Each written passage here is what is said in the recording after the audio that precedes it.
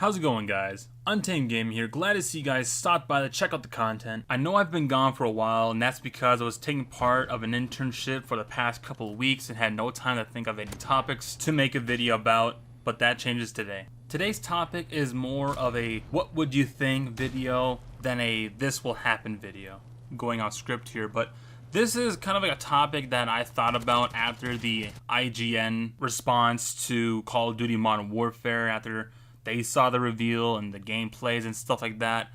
So this is kind of like how I've come up with this topic. So what would you think if Activision and the rest of the Call of Duty staff chose to go down the route of changing the way Call of Duty shows off its content, moving down from an M-rated title to a T-rated title?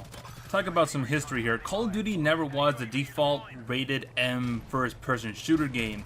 From the first Call of Duty game in 2003 to Call of Duty 3 in 2006, Call of Duty titles have been more for the teen demographic, only showing off how war was like in a more PG-13 fashion, kind of like movies like Pearl Harbor and Red Tails, which war is going on but in a more controlled or censored way for the PG-13 audiences. So no body parts flying off, no guts hanging out, or having a sense of how people's emotions were during a war scenario like Saving Private Ryan, for example. Now back on the Call of Duty topic.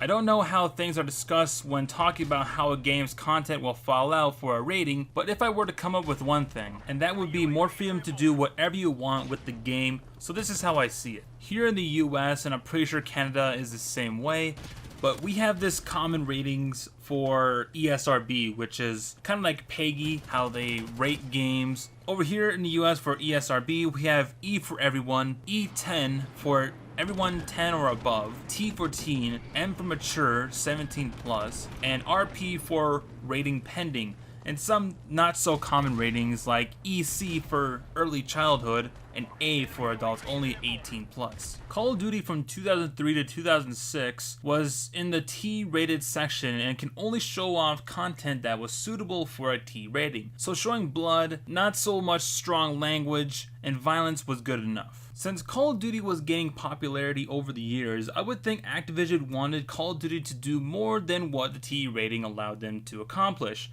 So the only way they could achieve that goal was to switch the ratings from T to M. A rated M title allows game developers and game directors a more freedom approach towards how things will play out. So let's look at how Call of Duty 4 Modern Warfare brought us an M version of a game franchise that was 3 years old at the time. Call of Duty 4 brought us to Modern Warfare, a type of warfare that people in 2007 can relate to, and away from 3 years of World War II genre of shooters, for at least 1 year.